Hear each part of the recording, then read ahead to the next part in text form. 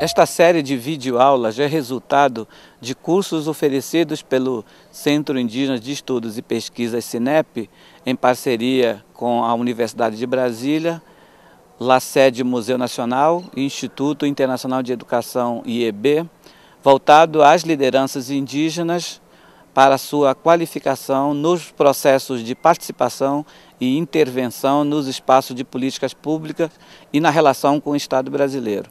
É uma iniciativa pioneira e relevante porque busca não apenas a qualificação das lideranças na vanguarda da luta, mas principalmente os jovens líderes que estão se formando nas universidades e que precisam contribuir para fortalecer a luta de suas comunidades, de suas organizações em defesa dos direitos coletivos dos povos indígenas.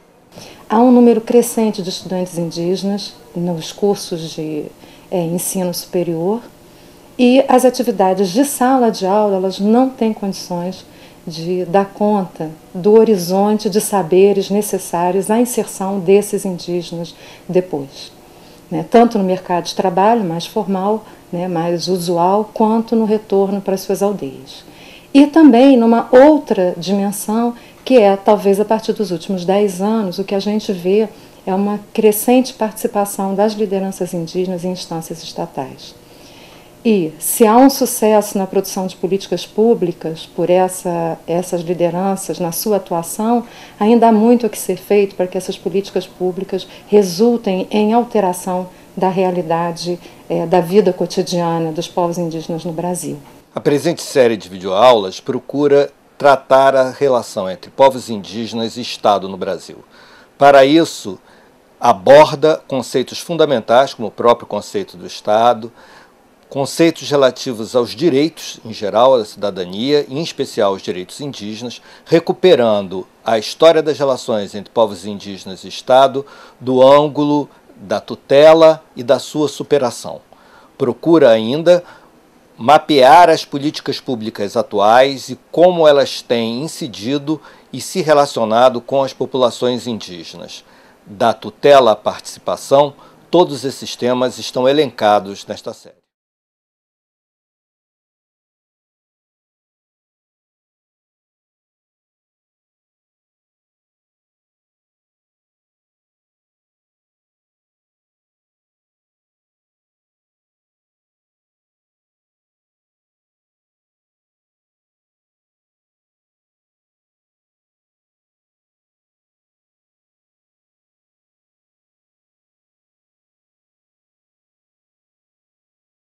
Eu vou começar da seguinte forma. Esse trabalho que nós vamos fazer hoje à tarde, eu acho que ele mostra isso, né? O que eu pretendo é que vocês leiam a Constituição, né? Coisas que talvez vocês nunca leram na Constituição, porque vocês devem estar mais acostumados com o artigo 231, esse vocês conhecem. Vocês não conhecem os outros artigos.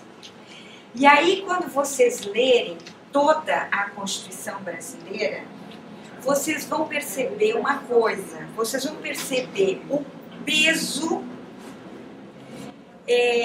de uma sociedade, da sociedade branca, e como todas as regras, quase todas as regras da Constituição, elas estão direcionadas para essa sociedade branca, para a organização social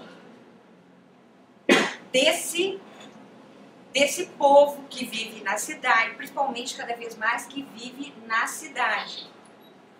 Então, o artigo 231, e tem mais dois artigos, o 214 e o 215, que são dos direitos culturais, que eles ficam perdidos nessa Constituição, né?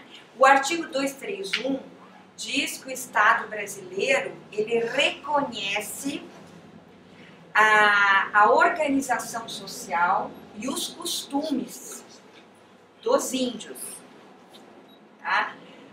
Mas é só isso que diz. Mas, por exemplo, tem lá um artigo na Constituição que diz que a língua oficial brasileira é o português. O artigo 231 reconhece as línguas indígenas.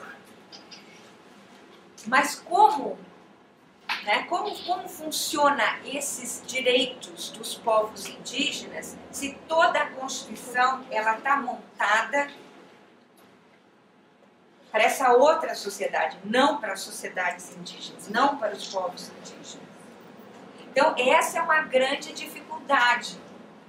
Tá? Essa é uma dificuldade que ela só pode ser superada, diminuída nesse embate que vocês já estão fazendo.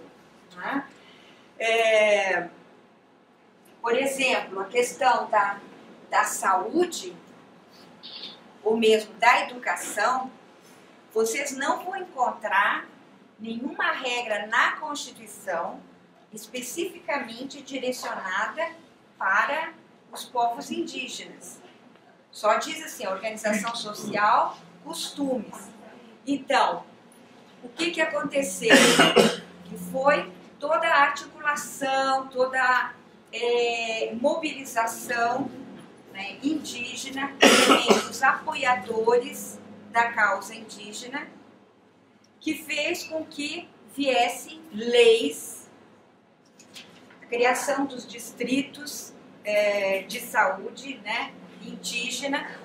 Isso tudo foi uma necessidade decorrente disso, de ver que a lei geral, que é a Constituição, ela precisa de regras, de outras regras que façam essa, vamos usar a palavra, articulação entre todos os artigos que estão na Constituição e aquele artigo 231 e ainda os artigos 214 e o 214, 15 e 16.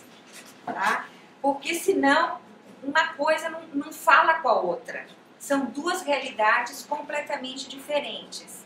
Então, eu acho que isso está no fundo dessas questões todas que vocês colocaram. Então, por exemplo, a mineração, né?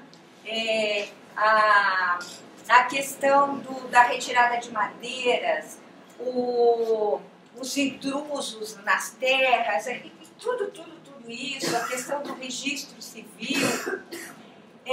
O registro civil não tem nada na Constituição que dê dê uma regra com relação aos povos indígenas, não diz. Né? Então, como é que a gente vai construir que essas regras que são feitas para os cidadãos brasileiros em geral, que não têm essa identidade diferenciada, e aqueles cidadãos brasileiros que têm identidades diferenciadas, como o povo manchinério, o Pitaguari, o Pancararu, que a Constituição é uma Constituição que está perdido, o direito dos indígenas, ele está perdido dentro da Constituição, porque é uma Constituição feita para o cidadão branco, tá? Primeiro ponto. Segundo ponto das perguntas que vocês fizeram, é que todas as questões, elas decorrem da Constituição. Então, isso é interessante. Nós, quando planejamos a aula, nós imaginamos que vocês iriam colocar questões e que eu ia dizer para vocês, ó, isso aqui é direito civil, isso aqui é direito administrativo, isso aqui é direito penal, isso aqui é direito, o que mais? Enfim, tributário, né? Mas surgiu alguma coisinha aqui, registro civil, tutela, que tem a ver com o direito civil. O que mais? Agora, uma última pergunta de penal, direito penal.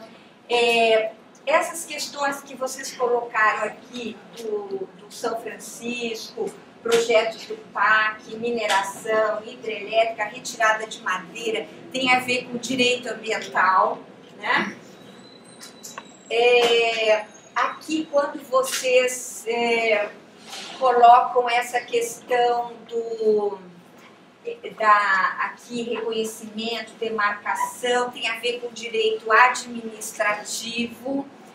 Aqui essas questões sobre por que o judiciário deu uma suspensão, por que o judiciário mandou lá a polícia militar e não mandou a polícia federal. Essas coisas todas têm a ver com processo civil, né? Então, mas de qualquer forma, a base de tudo isso está na Constituição, né?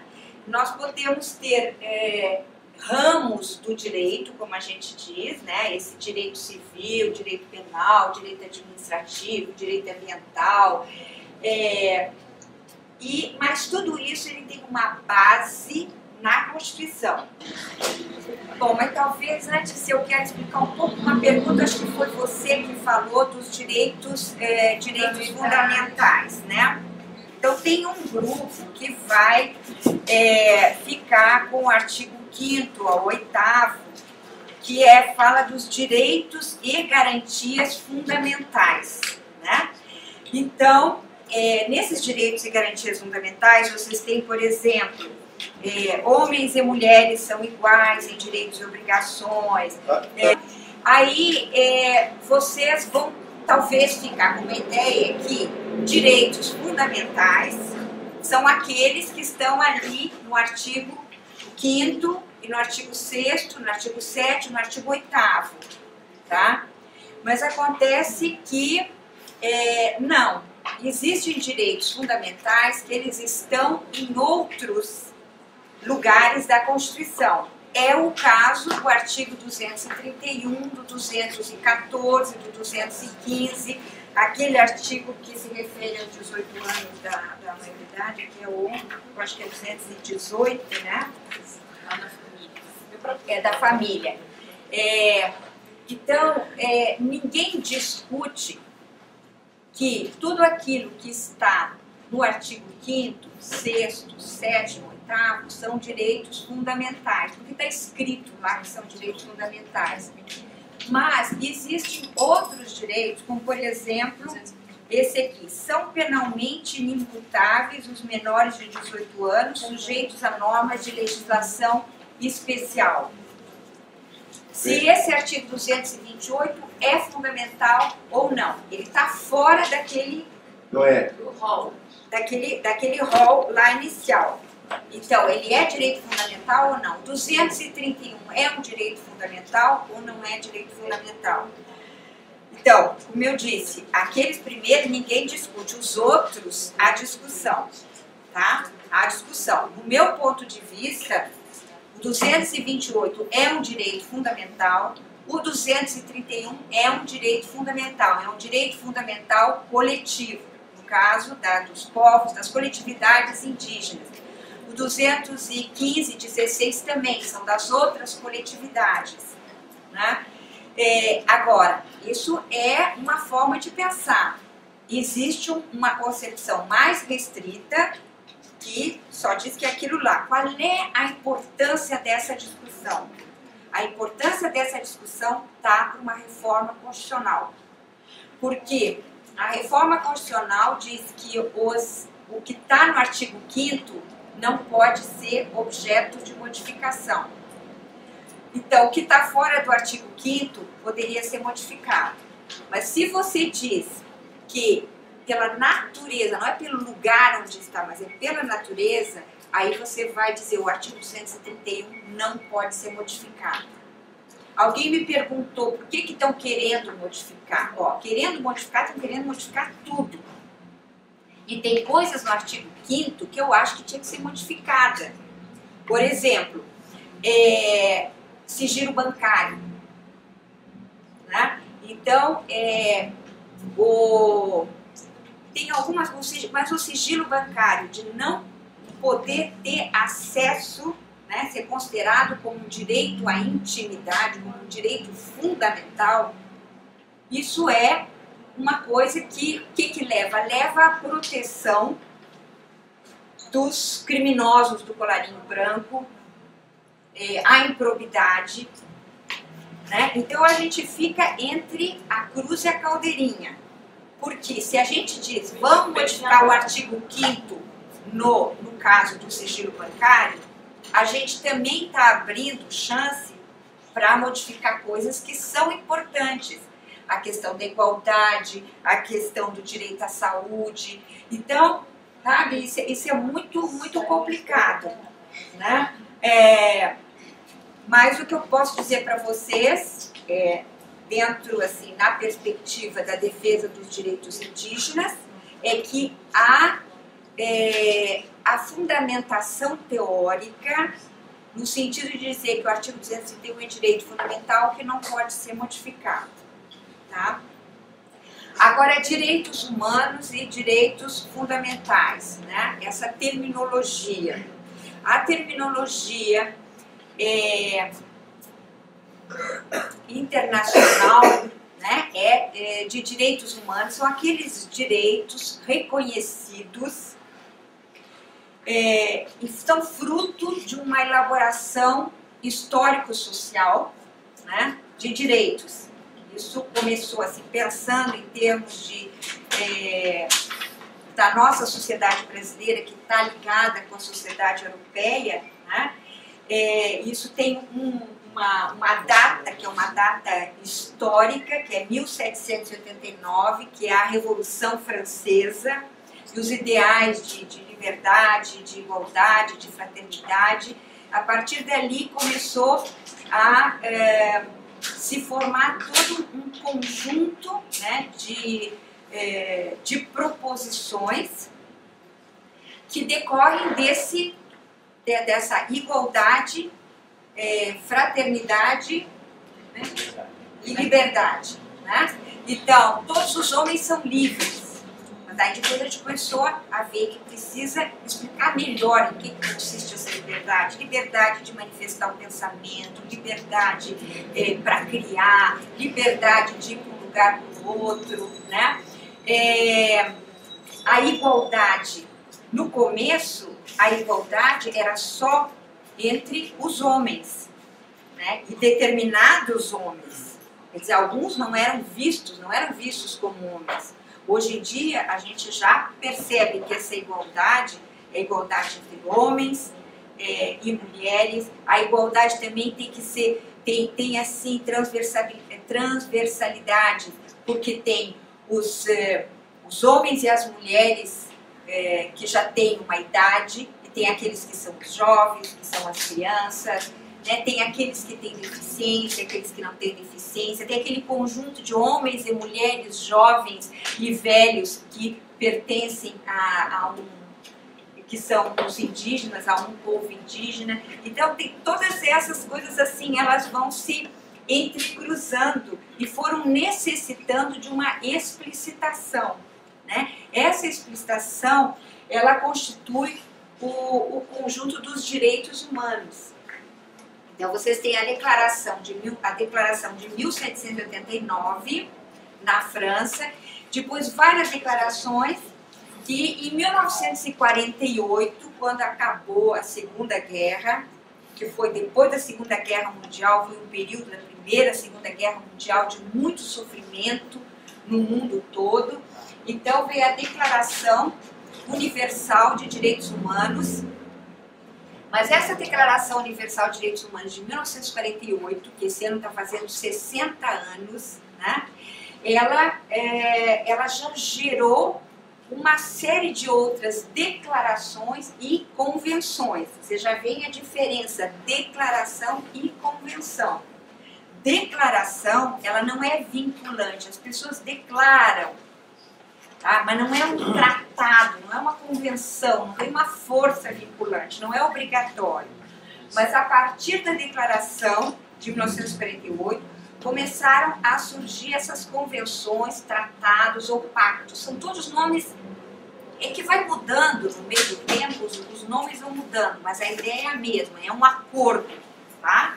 Então vocês têm um Pacto Internacional de Direitos Econômicos, Sociais e Culturais, e vocês têm um Pacto de Direitos Civis e Políticos, né? Então, além disso, vocês têm várias outras convenções. Entre elas, essa convenção 169, que substituiu uma convenção que era 107, tá? E foi um giro de 360 graus. Bom, todas essas normas que estão no plano internacional, que são chamadas de direitos humanos, quando são incorporados no direito positivo, então, quando é incorporado no direito brasileiro, é chamado de direito fundamental, tá? Então, quando a gente fala direito fundamental, a gente também está falando de direitos humanos. Tem alguns direitos humanos que eles não estão expressos na Constituição. Quer ver um? Direito à alimentação adequada. É um direito humano. Vocês olham na Constituição, vocês não encontram esse direito expresso. Mas você não pode dizer que ele não está lá. Ele está lá implícito, né? E cada vez novos direitos vão se acrescentando. Por exemplo, direito à identidade cultural, direito à diversidade cultural. Está na Constituição, você não encontra essa expressão, direito à identidade cultural, mas vocês encontram o direito ao seu modo de vida, o modo de fazer, o modo de criar. Isso é identidade cultural. Então, tem coisas que não estão com aquele nome na Constituição, mas elas estão implícitas ou com outro nome. Tem coisas que elas não estão, né? Como é que trabalha esses dois planos? A Constituição, pena que eu não tenho uma... Deixa eu ver se essa aqui é uma Constituição antes da reforma. Não tem nenhum antes da reforma, né? Bom, mas antes da reforma do Judiciário, que foi em 2004...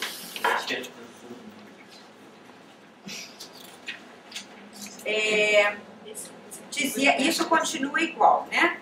Diz assim, hoje em dia é parágrafo 2º do artigo 5º. Os direitos e garantias expressos nesta Constituição não excluem outros decorrentes do regime e dos princípios por ela adotados. Depois eu vou ter que explicar um pouquinho dos princípios, né?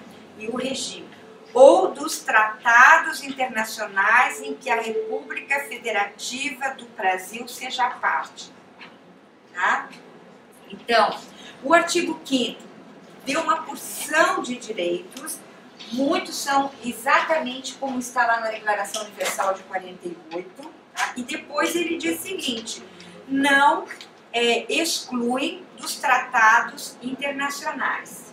Né? A Convenção 169 é um tratado internacional. O Brasil, ele ratificou e foi aprovado, essa convenção foi aprovada pelo Congresso Nacional. Então, tem um decreto legislativo e depois tem um decreto do presidente da República que promulga, mas ela começou a vigorar no momento em que o Congresso Nacional aprovou. Tá? Agora, a questão é saber qual é o valor dessas normas dos tratados. Ele tem o mesmo valor do artigo 5º, ou seja, o mesmo valor constitucional? Antes de 2004, que é a reforma do Judiciário, se discutia a respeito disso. E tinha umas 3 correntes no Supremo Tribunal Federal. Tá? E uma delas dizia que as normas dos tratados internacionais sobre direitos humanos, elas tinham um nível constitucional. Tá? mas havia discussão no Supremo, a coisa não estava pacificada. Tinha uma decisão dizendo que ficava assim, ao meio termo, né? Não era bem lei constitucional, mas também não era uma lei ordinária. Tá? Outros diziam, não, é que nem uma lei ordinária. Aí veio essa reforma do judiciário em 2004. E era para resolver o problema. Resolveu o problema, mas eu acho que para nós resolveu da pior forma. O que diz agora?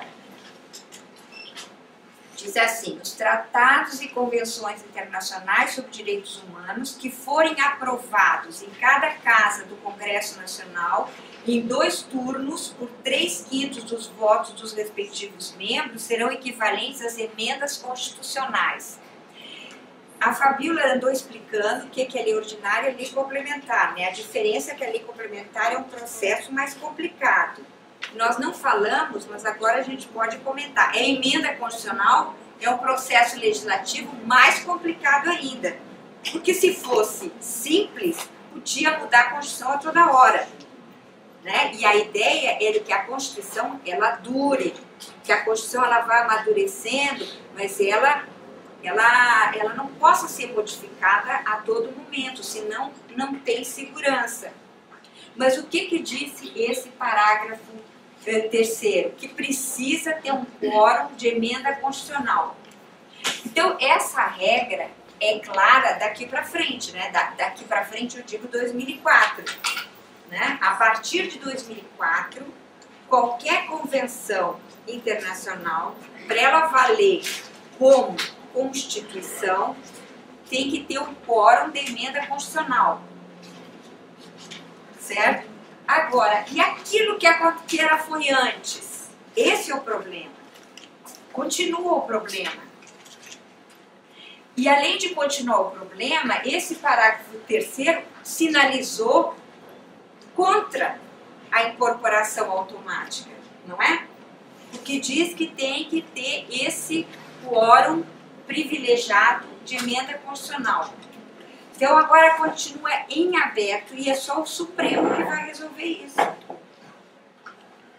Novamente o Supremo. Vocês vejam o quanto o Supremo Tribunal Federal ele tem, com quanto poder ele tem nas mãos. Então o Supremo vai ter que dizer se a Convenção 169, se ela vale como uma norma constitucional equivalente à Constituição, ou se ela vale como uma lei ordinária. Se ela vale como uma lei ordinária, ela pode ser modificada. Tá? O problema não é tão fácil assim, porque o Brasil, ele foi no... Nada é fácil, gente. Nada é fácil. E isso eu fico muito angustiada, porque vocês querem que eu explique coisas para vocês, que deem respostas, mas eu nunca consigo dar uma resposta fechadinha. Sempre tem uma exceção. A gente usa a Convenção 69, mas ela foi incorporada ao direito brasileiro pelo decreto legislativo. Então ela não tem um número de lei, ela tem um número do decreto legislativo ou do decreto do presidente da República. Mas ela tem o mesmo valor de uma lei, sei lá, qualquer... Como o Estatuto do Índio. Como o Estatuto do Índio, ela é lei. Tá? Ela inclusive foi Congresso Nacional, incorporou pelo decreto legislativo. Ela tem um outro nome jurídico, mas assim, do ponto de vista do valor dela, é de lei. Então você pode entrar com uma ação judicial, você pode entrar com mandado de segurança, né, que é uma forma por exemplo, estão fazendo uma obra e não foi consultada a comunidade indígena, por que não cabe mandado de segurança? É um direito fundado na Convenção 69, que é lei. Vamos saber, Parentado. Muitos casos, assim, acho que enquanto define se ela vira lei ordinária ou se vira uma emenda à Constituição, Mas os caras ganham tempo e ficam contra-argumentando, dizendo que não, que a Constituição nova ainda não vai ser ter efeito aqui no Brasil, porque está em discussão ainda. Não, de jeito nenhum. Ela tem essa questão, se ela vale como emenda à Constituição, ela não pode prejudicar que vocês utilizem esse instrumento. Vocês podem fazer. Só uma coisinha que está aparecendo muito e que vocês falam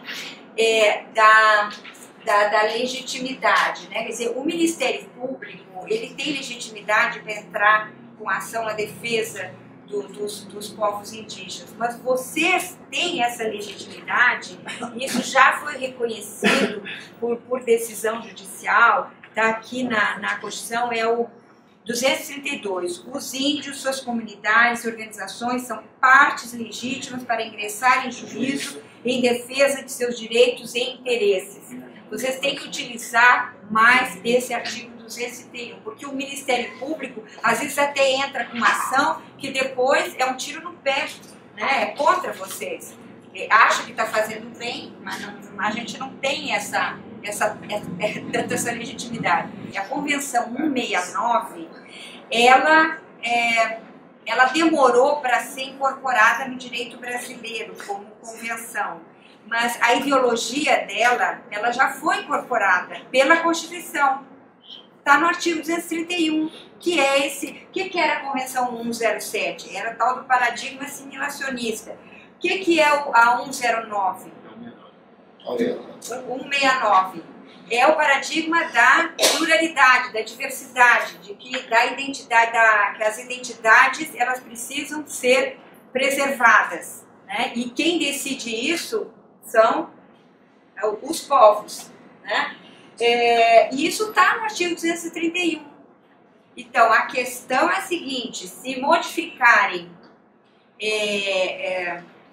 se vamos dizer que não é constitucional a 169, o estrago não é tão grande, porque o 231 continua. O estrago é se quiserem modificar o 231 e dizer que não é direito fundamental.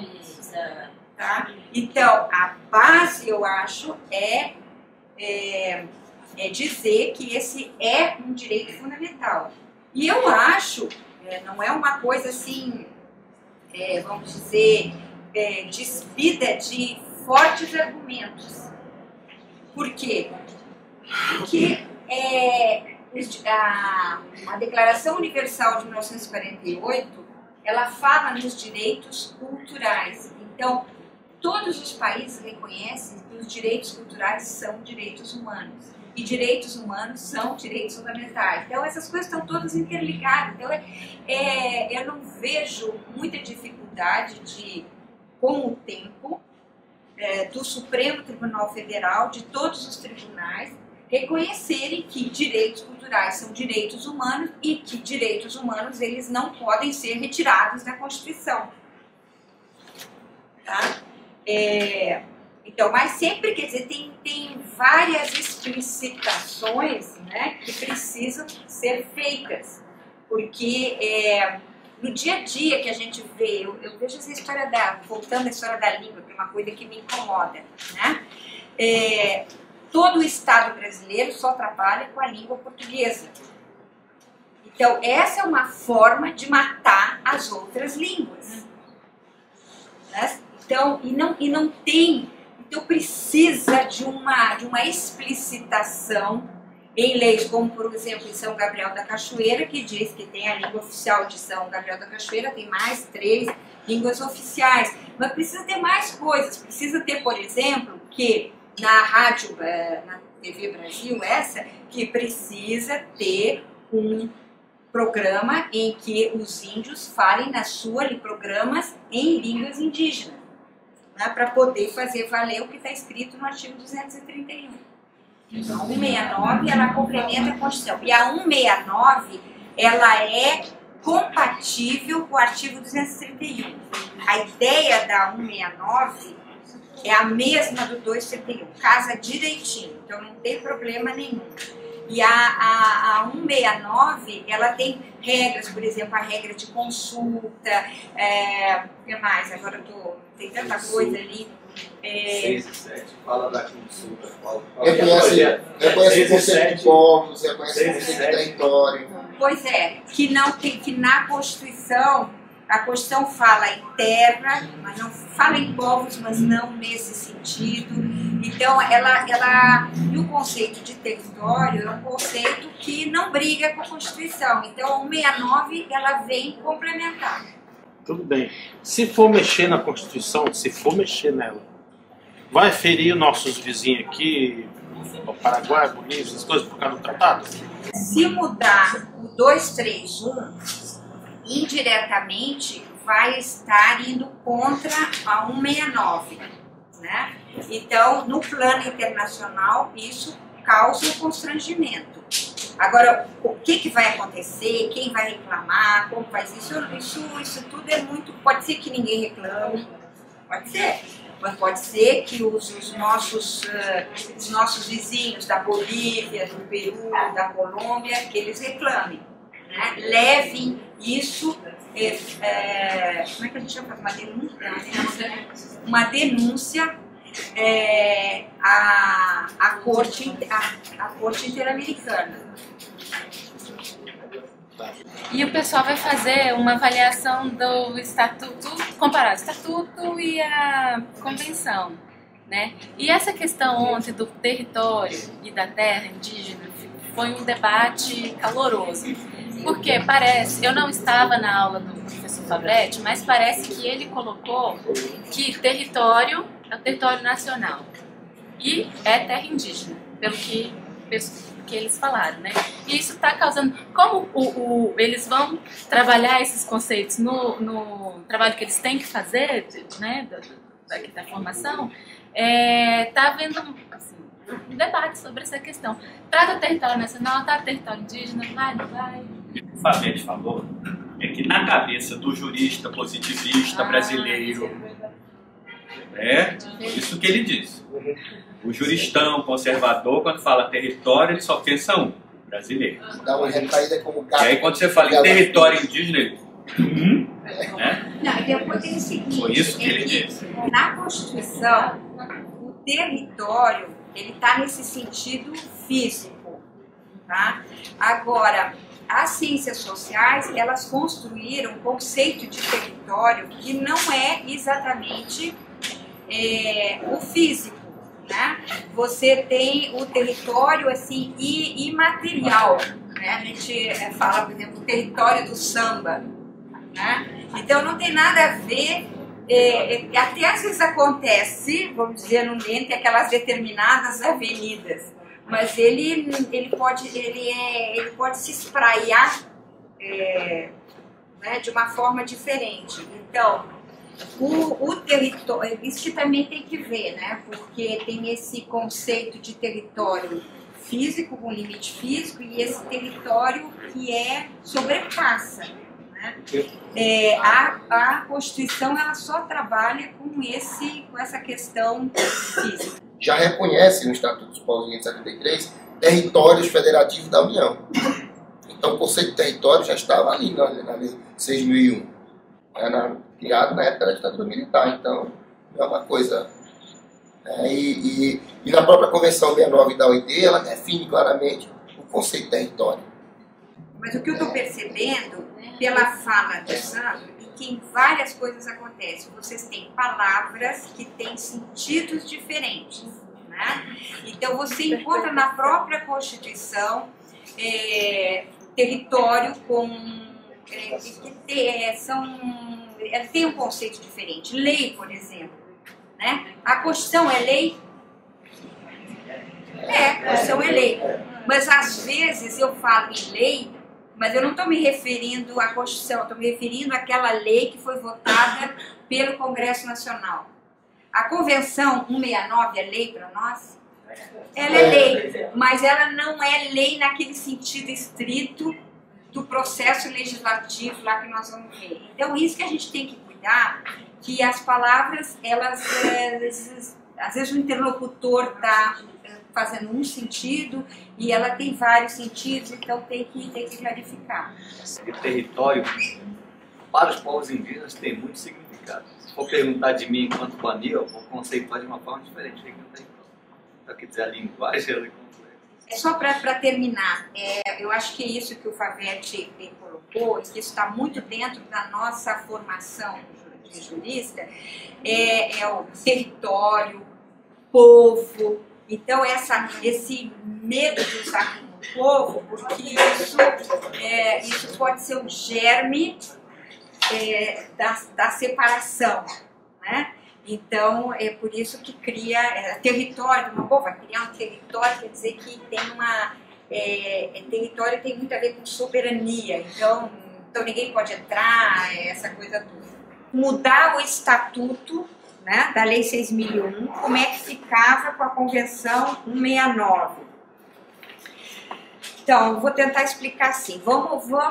Tem aquela discussão de saber se as normas da Convenção 69, se elas têm um valor de norma constitucional ou não. Mas eu disse para vocês que, na pior das hipóteses, elas valem como uma lei ordinária, tá? Então, esse nome ordinário até parece feio, né? Uma lei que não vale nada. Mas não, é a lei feita segundo o processo ordinário, comum. Então, a Convenção 69, como ela é posterior ao Estatuto, e ela tem força de lei, com certeza, tá? Isso não se discute, e tudo aquilo em que ela for conflitante, que ela conflitar, que ela for contra o Estatuto, a Lei 6.001, o que vale? Você disse que é o Estatuto? O que vale? É a Convenção 69 ou a Lei 6.001, Estatuto do Índio? Aí você me disse que é o Estatuto, por quê? Por que ele é maior? Mas quem que diz que é principal? De onde é que vocês tiram isso? Função de foi o primeiro, o Estatuto é o primeiro, depois a Convenção só vem completar o Estatuto, né, não? Pois é, aí é a questão das leis, tá? A lei, mas a lei que vem depois, ela revoga a lei anterior, tá? Se for para beneficiar, Não é só para beneficiar, pode ser para piorar também. Tá? Penal o que é? Penal mas nesse caso não é. É que eu tenho que explicar, mas vocês não podem pensar, primeira coisa, tá? Se nós temos uma lei que regula o Estatuto do Índio, por exemplo, o Estatuto do Índio ele tem umas regras sobre mineração, certo? Agora vem uma lei posterior, que é a Convenção 69, que também ela fala algumas coisas de mineração. Então ela revoga o que tem sobre mineração no Estatuto do Índio que seja incompatível, tá? Então a lei que vem depois, ela revoga a lei anterior.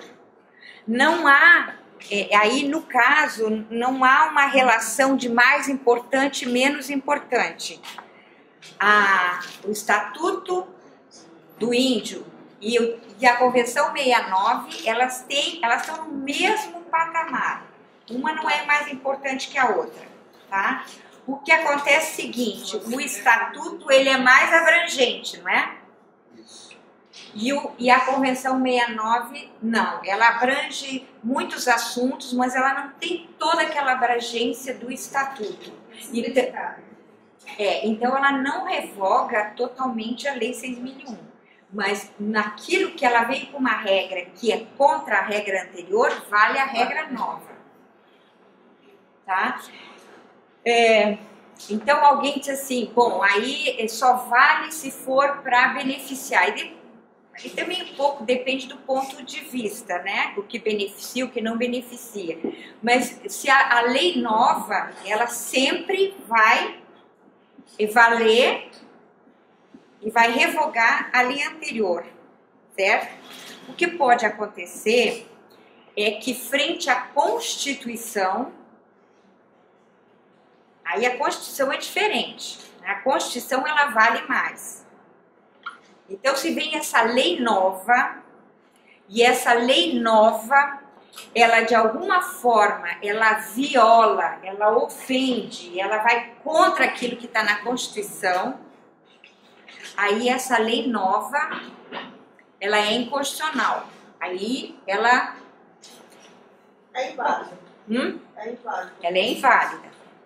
Tá? Mas aí, é como nós vimos, tem que ter um controle de constitucionalidade, o judiciário que tem que dizer isso.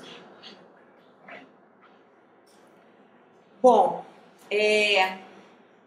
assim, em termos do que existe hoje, a Convenção 169, que é uma lei posterior ao Estatuto do Índio, a Lei 6.001, ela é posterior e ela é melhor para os direitos indígenas do que a Lei 6.001. Então, é ela que vai ser aplicada. Agora, a sua pergunta.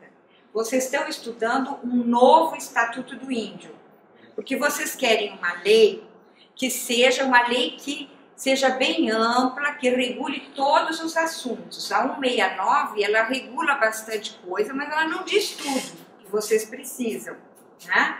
Então, vamos fazer esse novo estatuto. Esse novo estatuto vai ser uma lei nova depois da Convenção 169. Então, ele pode modificar a Convenção 169, se nós entendermos a Convenção 169 meramente como uma lei ordinária, tá? Então, pode modificar. Agora, eu não vejo por que deva modificar, tá? Porque o Estatuto pode detalhar mais as normas que estão na Convenção 169. Então, não precisa conflitar. Será que deu para entender? Podemos ficar só com a Convenção 169? Não. Não. Então, podemos ficar com aquele estatuto velho? Não, porque ele está totalmente ultrapassado. Frente à Constituição, frente à Convenção 169, está ultrapassado. Temos que passar para outro. Porque ele estando ultrapassado, mas ele continua em vigor. Nós vimos que continua em vigor. Então, é um entulho. É um entulho para nós. O problema que existe é apenas político na mudança da lei. Porque quando a gente vai discutir esse novo estatuto, os interesses anti-indígenas, eles podem colocar algumas regras, boicotar e sair um estatuto que não é como vocês querem. Né? Mas não pode ser pior do que o que já existe. Não sei, acho que não. Acho que não. No outro caso, a gente está trabalhando com o novo estatuto, né? E E aí a gente vai modificar alguns artigos. Aí, na realidade, aí a convenção perde como é que fica. Porque aí vai ser o novo estatuto e a convenção. Porque aí a gente vai trabalhar em cima do estatuto agora. Tem que fazer um estatuto que ele repita a convenção, tá? Que não entre em conflito, só isso. Porque para manusear vai ser muito melhor ter o estatuto do que a convenção. Porque a convenção também, ela é uma convenção velha, ela, por exemplo, ela fala nos povos tribais, né? Então é uma nomenclatura, ou aborígenes, que não é utilizada no Brasil, né? Então é melhor a gente ter uma lei nossa, que traga tudo aquilo que está na Convenção 69, mas seja uma nova organização, né? Um texto que seja melhor. Nós vamos estudar o nosso estatuto regional lá. Daqui nós tivemos uma consulta que vai lá para a base. Eu pergunto para a senhora, os deputados federais, os deputados estaduais e os vereadores, eles devem compor a mesa para nós fazer esse estudo lá em Campo Grande, no Rio Grande do Sul? Eles têm que fazer parte do bloco da intenção que nós queremos fazer, da mudança do estatuto? Não, eu acho que vocês têm que comunicar eles, mas as discussões... Ele não pode ficar ali. Eu acho que vai atrapalhar, né? Porque, do meu ponto de vista, teria que ficar a liderança só. Agora eles ficavam no segundo plano. Sim. E em comunicação, porque se ele for sentar, ele vai dar muito palpite, pode atrapalhar. Exatamente, com certeza, vai atrapalhar. Eu acho que ele depois tem que ser comunicados, assim, tem que saber o que vocês querem. Mas a discussão ali, vocês têm que estar muito bem fechados entre vocês com o que vocês querem, quais os assuntos que vocês querem que entre no estatuto e qual a definição daquele assunto, né? O texto, a forma de escrever é num segundo momento, se bem que também é importante a forma de escrever, né? Mas tem que estar fechada com a ideia, com os temas e com as ideias a respeito daquilo. O que a gente quer, o que a gente não quer sobre mineração, sobre exploração florestal, sobre a saúde, sobre a educação, sobre a demarcação da terra indígena, tá? É questão de estatuto. Nós estamos querendo mudar, não mudar, mas sim melhorar para nós. Né? Eu sei que esse é nosso interesse, os povos indígenas, mas como acabou de falar, tem interesse político anti-indígena. Né? Isso, claro, que vai passar por Congresso, né? Vai passar por votação. A maioria lá, toda a maioria, são anti-indígenas. Nós falamos isso, nós digamos assim, porque... E minorias são as pessoas que têm sensibilização ao causa indígena. Tá? Isso vai ter uma dificuldade e vai passar por júri também, que eu tenho que... Toda essa questão passar por... Todos não indígenas vai passar. A preocupação minha que eu fiquei triste é questão de realmente botar na lei. Né? Mas ao mesmo tempo fico pensando, a não ser nós assim, mobilizar a opinião pública nas escolas, né, conhecer, para que ajude também a pressionar os parlamentares. Né? Porque isso preocupa muito, isso vai ter um problema sério. Assim. Claro, nós temos que começar a trabalhar dessa forma. Porque não tem ninguém ainda dos índios, de questão jurídica mesmo, assim, como juiz para dar pelo menos uma contribuição de, não, realmente é isso, né? Mas acho que sensibilizando a região toda, né? Estou só já pensando nisso, né? Eu não sei aonde que a opinião dos não indígenas vai estar nessa parte, né? Então vai passar por políticos que não são índios, nós vamos ter dificuldade para chegar onde nós queremos. Né? Então, assim, a minha preocupação, eu fiquei triste nessa parte de manhã. Eu fiquei até desanimado assim, já, alguns falaram assim. Mas ao mesmo tempo a gente não pode desistir. Nós temos que ter persistência na nossa opinião. Um dia vai chegar aqui onde nós queremos. Eu fico com muito medo, né, de haver retrocessos. Mas, ao mesmo tempo, eu vejo que é necessário e também tem uma experiência histórica da Constituinte que é um marco para vocês. Né? O que o artigo 231, né, colocar o artigo 231 na Constituição não foi fácil e foi contra tudo. Assim, tinha aquela comissão do governo, a comissão do governo não aceitava o que as lideranças indígenas queriam colocar. Depois foi em vários momentos, vocês só tiveram reveses, né? Só tiveram derrotas.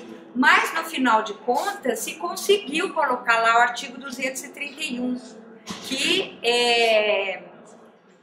assim, é uma coisa realmente formidável.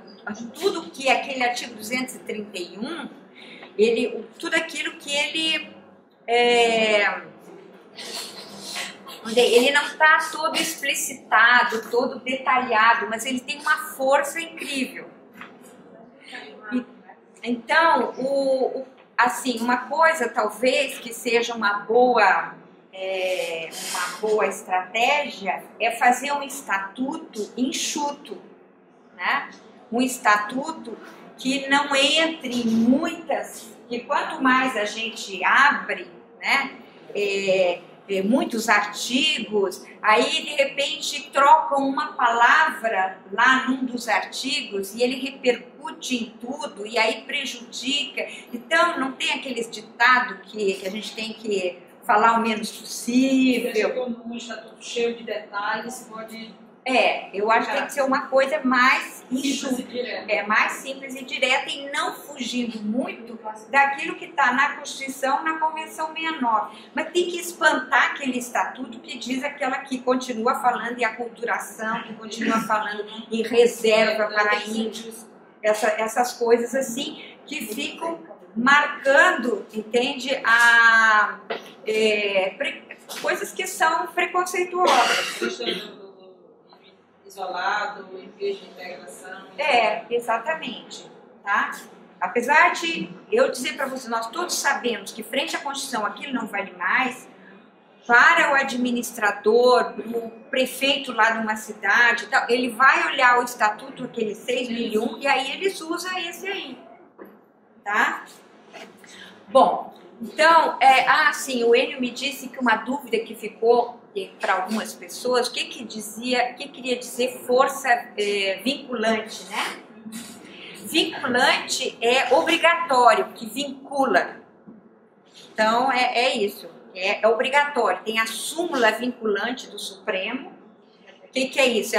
O Supremo disse agora que a polícia não pode usar as algemas, salvo, né? Então, ficou como se fosse uma lei obrigatória e todos os tribunais, todos os agentes policiais, todos os juízes, eles têm que seguir essa súmula vinculante. Só na hora de fazer corpo, prender, não pode colocar mais algema. Diz que não pode, a não ser que fundamentadamente justifique o porquê. Então é um negócio assim completamente fora da realidade, porque tem determinadas situações, quer dizer, vai fazer por escrito, ainda quer que faça por escrito, né? Então aí é assim, é uma loucura. Então eu vou fazer ainda uma breve exposição e eu gostaria que vocês acompanhassem para vocês verem o texto, né? Fica mais fácil, o artigo 1º da Constituição.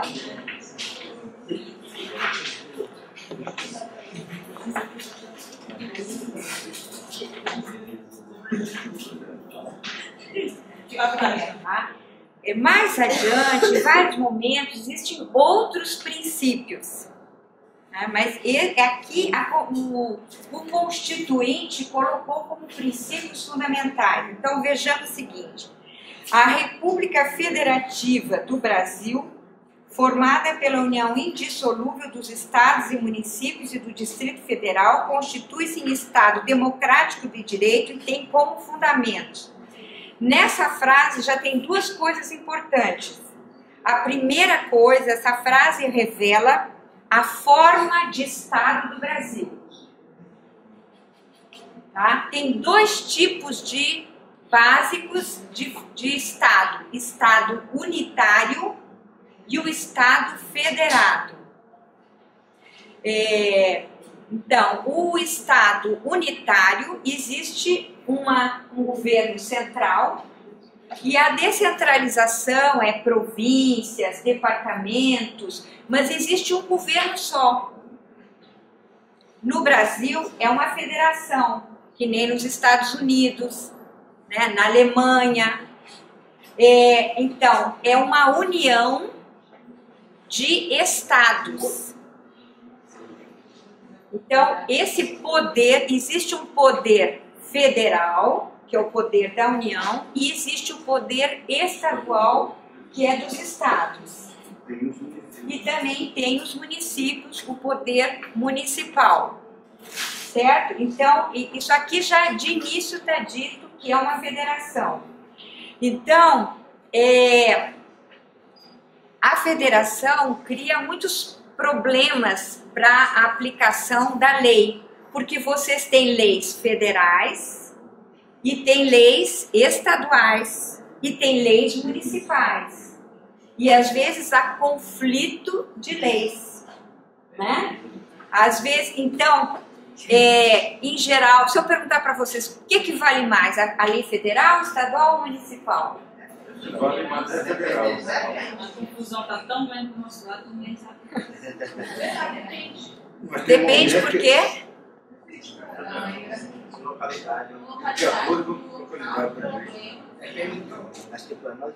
Então é assim, a União tem a competência dela, de leis, o Estado tem a competência e o município tem a competência. Isso está na Constituição e vocês vão ver daqui a pouquinho, tá? Então, se a União fizer uma lei, uma matéria que é competência do município, essa lei está errada, essa lei não vale.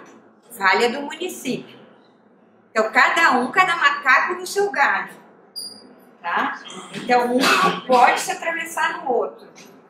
Agora, o que eu posso dizer para vocês é que a maioria das leis são leis federais e vale para todo mundo e elas são mais importantes do que as estaduais e as municipais. Porque a federal é a norma assim, geral. A estadual e a municipal, elas podem, em determinados espaços, elas podem complementar. Tá? Então, em regra, a lei federal, ela se sobrepõe às outras, mas isso não é sempre. Tá? Então, vocês têm que ver se aquele assunto é de competência municipal, estadual ou federal. Bom, a outra coisa importante aqui é que está escrito Estado Democrático de Direito. Alguém sabe me dizer o que é o Estado Democrático de Direito?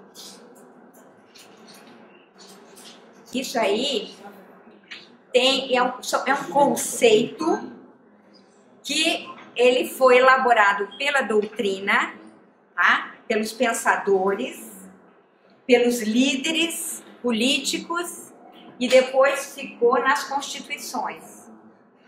Certo? Então vocês têm a Espanha é um Estado democrático de direito, Portugal diz que é um Estado democrático de direito e o Brasil diz que é um Estado democrático de direito.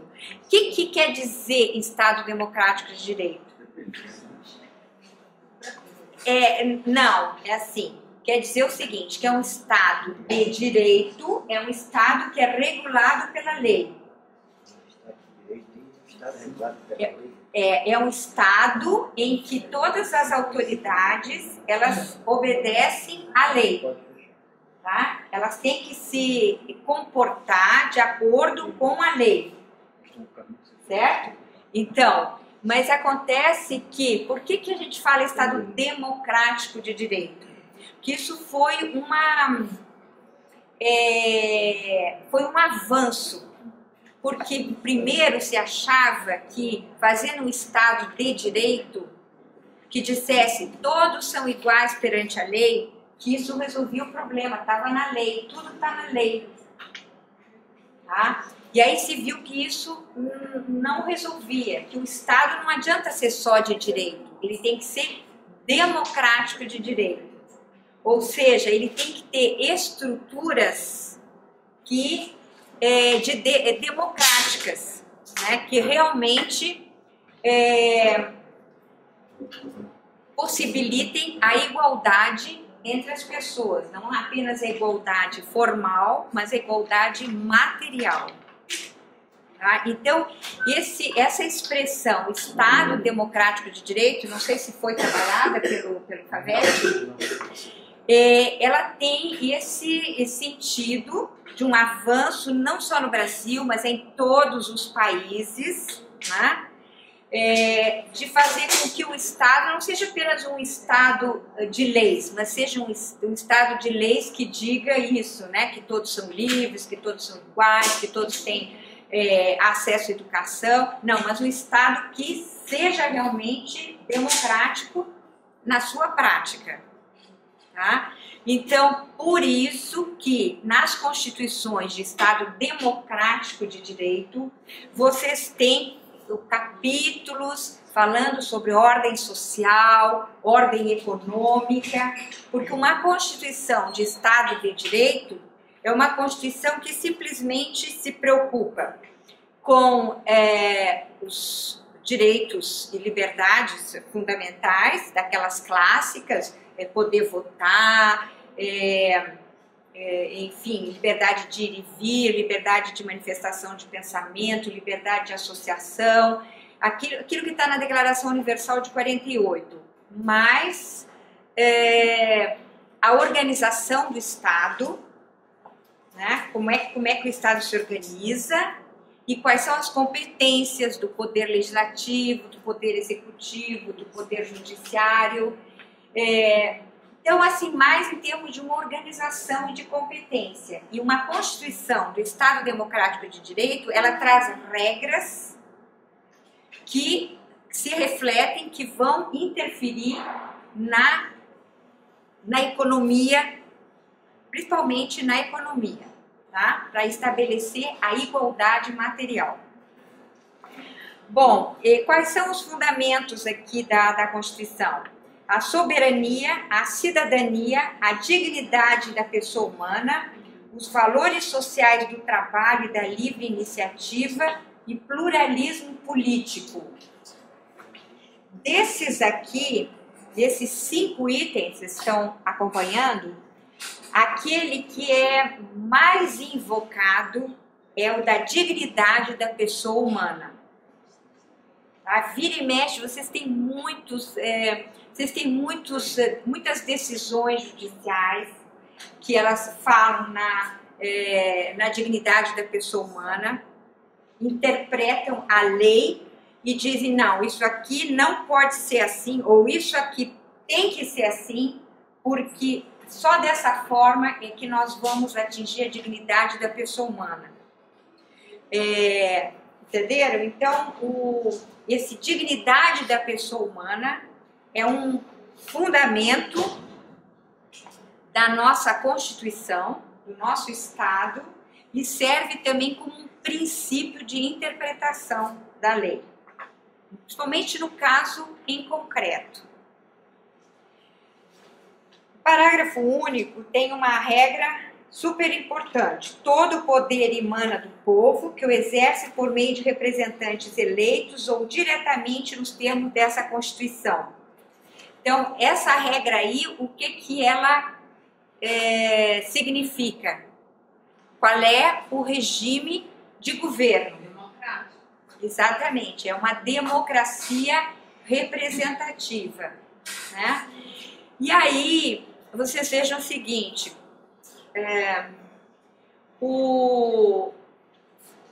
a ideia é que todo poder emana do povo.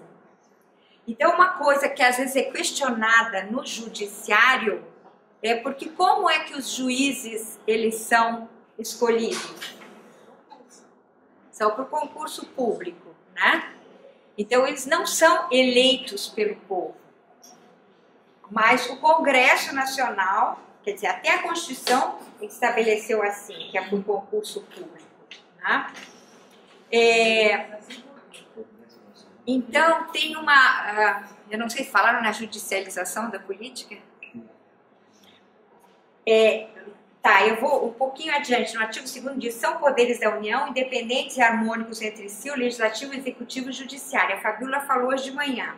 Tá? Isso é uma teoria clássica, de que existe quem faz a lei, quem administra e aquele que julga os conflitos, né, que existem.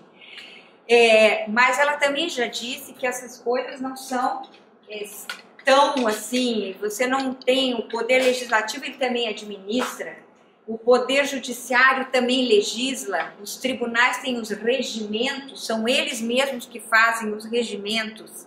Então tudo isso assim sempre tem uma exceção, mas a regra é essa, executivo, legislativo e judiciário. Então se fala hoje na judicialização da política. Vou dar um exemplo para vocês. Você já deve ter ouvido falar muito nisso. Uma pessoa está muito doente, está doente de câncer, está no câncer terminal. E aí fica sabendo, a família fica sabendo que tem um tratamento que faz nos Estados Unidos, ou que tem um remédio que manda buscar nos Estados Unidos. E aí ele vai no SUS, né? O SUS tem todo aquele procedimento, aí chega no ponto e diz, olha, nós temos os protocolos clínicos, para essa fase da doença tem que fazer radioterapia, tem que fazer isso assim, mas não tem esse tratamento dos Estados Unidos, ou esse remédio não existe no Brasil. E aí, o que as pessoas fazem? Muitas pessoas, elas não se conformam com aquela negativa do SUS, olha, eu só posso dar radioterapia. Ah, não, mas eu quero fazer um transplante lá nos Estados Unidos. E entram em juízo, e muitos juízes dizem, pelo direito à vida, essa pessoa, o governo tem que pagar para ela ir para os Estados Unidos fazer esse transplante. Então, essa é uma questão que está sendo muito discutida. Em primeiro lugar, o dinheiro é um cobertor curto. Se todo mundo quiser fazer um tratamento no exterior, não vai ter dinheiro para todos, né? Então, o juiz ele pode se atravessar e direcionar o dinheiro para aquela pessoa, né? Então, essa é uma questão, mas que está acontecendo, né? E que falam, a judicialização da política, quer dizer, a política pública, ela é levada para o judiciário e o judiciário fica administrando. O judiciário vai dizer que vai dar um remédio para esse, vai dar um remédio para aquele, né? Então, essa é uma coisa que é muito criticada, e criticada por quê? Porque diz assim, o juiz não foi eleito pelo povo. Como é que o juiz vai decidir a política pública? Quem tem que votar a política pública e decidir a política pública são os representantes do povo. A gente sabe que eles, às vezes, a gente escolhe mal, né? Então, eles não legislam em favor de todos nós. Mas, enfim, esse é um outro problema. A gente se engana.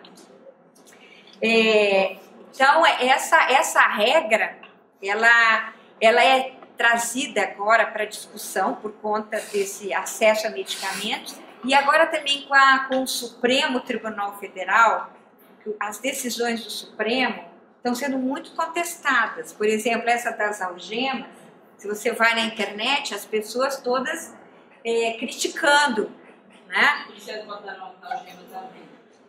Do quê? Os policiais colocaram as algemas à venda. Ah, foi. Então, por exemplo, a raposa, né? Todos os povos indígenas estão muito preocupados com o Supremo e as decisões que já foram dadas, por exemplo, aquela da suspensão da retirada, é uma decisão criticada.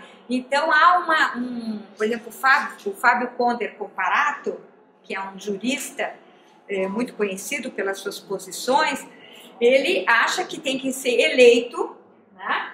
E também com prazo certo. Entrou no Supremo, vai ficar 8 anos. E depois, tchau, tchau. Né? Porque se fica como fica 20, 30 anos, né? Não tem assim muita... não respira. O Supremo fica um Supremo muito conservador. Supremo. Hã? Supremo. E tem os outros tribunais também, não só o Supremo, o Superior Tribunal de Justiça, os tribunais de justiça, que às vezes vão os ministros muito jovens, né? 30 anos, 40 anos, e eles podem se aposentar. Devem se aposentar com 70, mas tem a PEC da Bengala, vocês viram falar? A PEC da Bengala é para uma emenda constitucional para as pessoas poderem continuar trabalhando depois dos 70 anos. Né? Os povos, não intervenção, igualdade entre os estados, defesa da paz, solução pacífica dos conflitos, repúdio ao terrorismo, ao racismo, cooperação entre os povos para o progresso da humanidade, concessão de asilo político. Pronto, aqui. O que chamou a atenção de vocês? Os povos. Isso, sabia. Mas que povos são esses? Não são vocês, com certeza.